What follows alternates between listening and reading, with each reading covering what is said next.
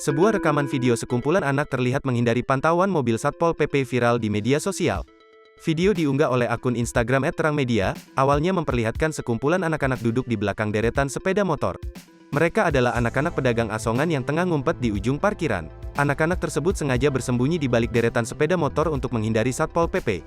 Saat rekaman dialihkan ke jalan, di ujung jalan ada Satpol PP dengan mobilnya yang tengah terparkir. Anak-anak ini bersembunyi karena terlihat ada Satpol PP, tulisannya pada kolom komentar. Video anak-anak tersebut sontak mendapatkan sorotan dari warganet.